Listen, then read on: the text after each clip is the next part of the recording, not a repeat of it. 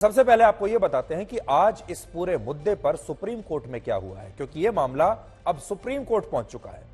तो supreme court में आज 2 जजों की बेंच ने खिलाड़ियों की उस याचिका पर सुनवाई की जिसमें भारतीय कुश्ती संघ के अध्यक्ष ब्रजभूषण शरण सिंह पर कुल मिलाकर 7 महिला पहलवानों ने यौन शोषण का आरोप लगाया। तो पहली बात आप ये जान लीजिए, 7 महिला पहलवानों ने यौन शोषण का आरोप लगाया है कुश्ती संघ के अध्यक्ष पर, और इनमें एक खिलाड़ी नाबालिग भी है। तो यह बहुत बड़ी और बहुत महत्वपूर्ण बात है कि इन 7 में से एक खिलाड़ी नाबालिग लड़की है जिसने यौन शोषण का आरोप लगाया है। और इस याचिका में प्रमुख रूप से 2 मांगे की गई हैं।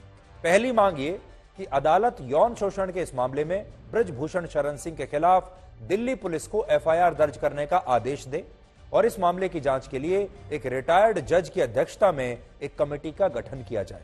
और दूसरी मांग ये कि जिन महिला पहलवानों ने यौन शोषण का आरोप लगाया है उनकी सुरक्षा को कोर्ट द्वारा सुनिश्चित किया जाए। और इन दोनों ही मांगों पर आज सुप्रीम कोर्ट में लंबी बहस हुई और जिन 2 जजों की बेंच ने इस याचिका पर सुनवाई की उनमें मुख्य न्यायाधीश जस्टिस DY चंद्रचूड़ खुद भी शामिल थे।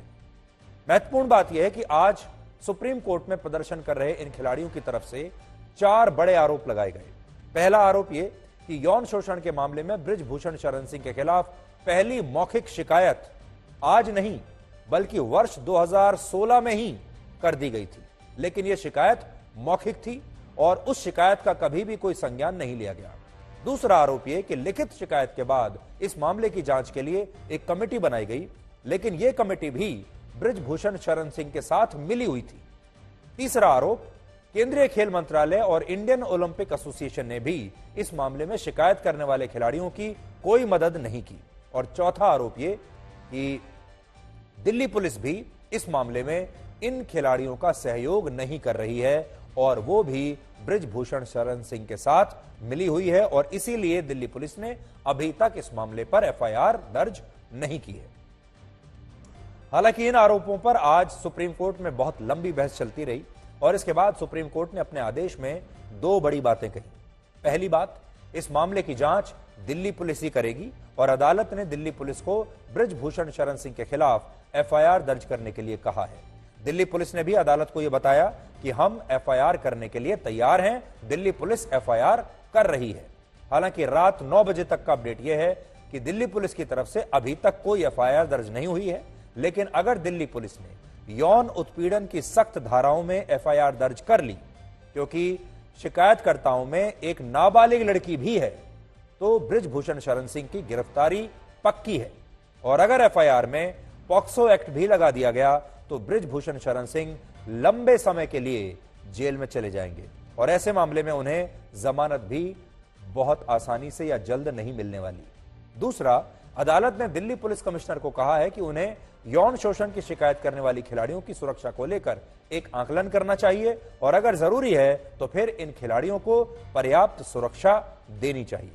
तो आज मैंने खुद ब्रजभूषण शरण सिंह का एक इंटरव्यू किया, जो कि इस पूरे घटनाक्रम के बाद उनका पहला इंटरव्यू है। अभी तक उनका पक्ष कहीं सामने नहीं आ रहा था और आज मैंने उनसे बात की जिसमें ब्रजभूषण ने कहा कि वो भारतीय कुश्ती संघ के अध्यक्ष पद से इस्तीफा देने के लिए तैयार है, बशर्ते खिलाड़ी भी अपना विरोध प्रदर्शन उसके बाद बंद कर दें। यह एक बहुत बड़ा ऐलान इस इंटरव्यू में ब्रजभूषण शरण सिंह ने किया है और यह इस घटनाक्रम के बाद उनका पहला इंटरव्यू है जिसे अब आप सब लोग बहुत ध्यान से सुन सकते हैं, देख सकते हैं। आज शाम को ही मैंने उनसे यह बात की है। आखिरी सवाल यह है, आपके हाथ में इस्तीफा देना है, आप उस विकल्प को क्यों नहीं चुनते हैं? इस्तीफा पूछिए, इस्तीफा से अगर ये संतुष्ट हो जाए तो मैं आपके पास भिजवा देता हूं। तो आप अगर इस्तीफा ही है, संतुष्ट हो जाए, इनसे पूछिए तो मैं भिजवा देता हूं।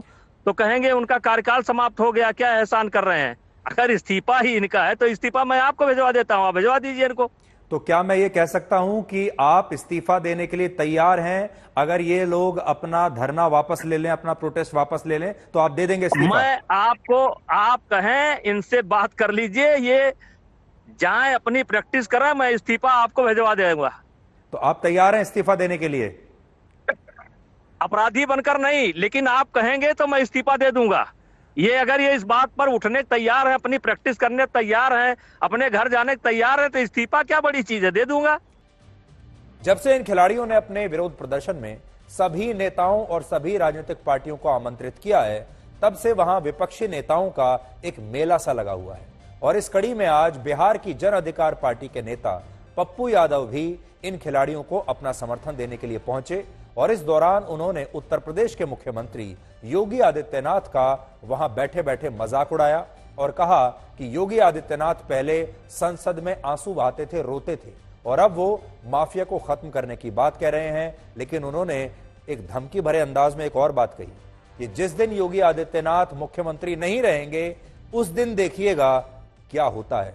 तो पप्पू यादव ने आज खेलों के इस विरोध प्रदर्शन के मंच पर आप ये कह लीजिए कि बयानबाजी का गोल्ड मेडल जीत लिया है। सदन में ऐसा रो रहा था जोगी हम लोग के सामने, इतना बड़ा हमने ऐसे ऐसे बकर रो रहा था। क्या हुआ? हमको बड़ी मारा पुलिस, मुलायम सिंह बड़ी मरवा दी, बड़ी क्या डरपोक है ये। जिस दिन मुख्यमंत्री के कुर्सी से हटा, समझे, अब हम कुछ नहीं कहें, इससे आगे कुछ नहीं कहें।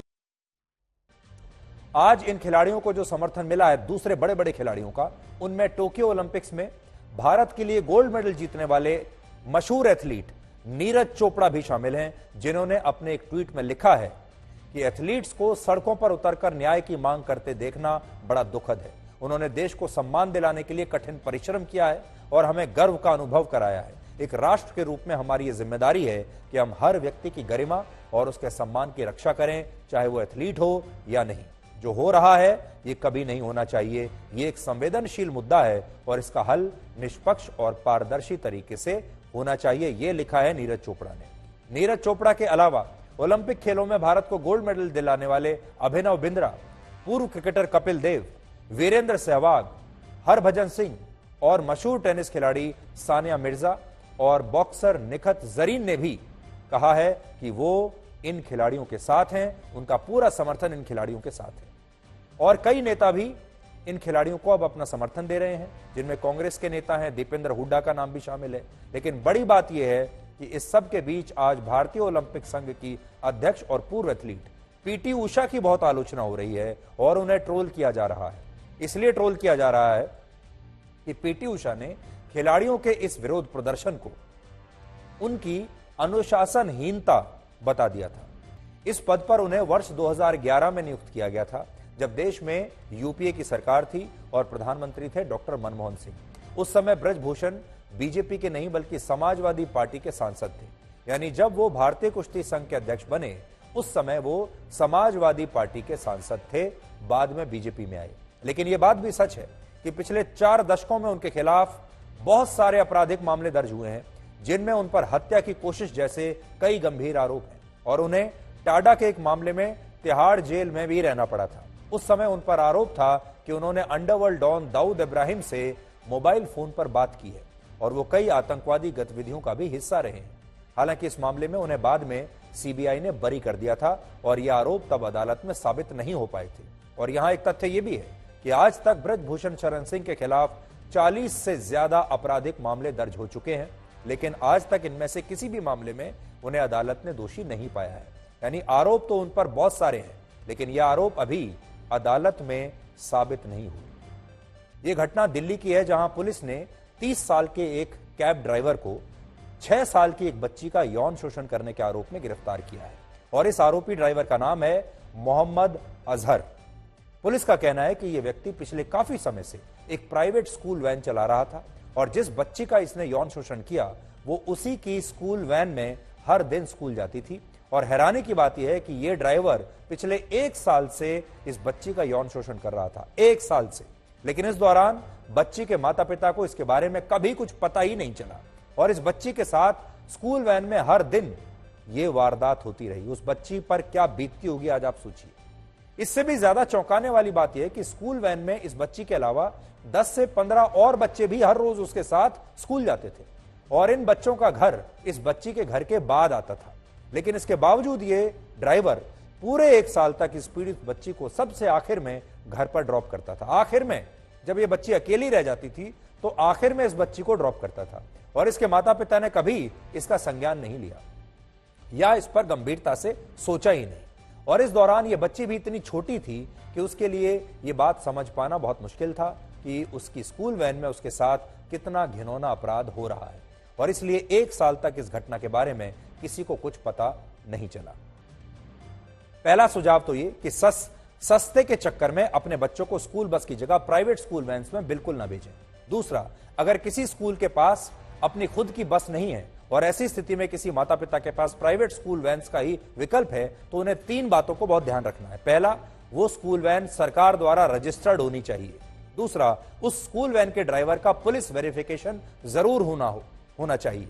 तीसरा, अगर उस वैन में कोई बच्ची भी जाती है तो ये सुनिश्चित करें कि स्कूल वैन में उसके साथ एक फीमेल अटेंडेंट, एक महिला अटेंडेंट जरूर हो। इसके अलावा आप स्कूल वैन के ड्राइवर को गाड़ी के अंदर डैश कैम, जीपीएस और स्पीड गवर्नर जैसी चीजें लगाने के लिए कह सकते हैं जिनसे बच्चों की निगरानी करना आसान हो। चौथा सुझाव यह है कि अगर आपका बच्चा वैन में स्कूल जाने से बार बार मना करता है तो उस पर दबाव बनाने की बजाय उससे जानने की कोशिश कीजिए कि वो वैन में क्यों नहीं जाना चाहता। और जिस बच्चे को स्कूल वैन में सबसे बाद में ड्रॉप किया जाता है और सबसे पहले पिकअप किया जाता है, उन बच्चों के माता पिता को ज्यादा सावधान होना चाहिए, क्योंकि अगर वो आपके बच्चों को पहले पिक कर लेते हैं तो आपका बच्चा काफी देर तक अकेला रहता है ड्राइवर के साथ, और अगर आखिर में ड्रॉप करते हैं तो भी आपका बच्चा ड्राइवर के साथ काफी समय अकेला बिताता है। तो आपको ज्यादा सावधान रहने की आवश्यकता है।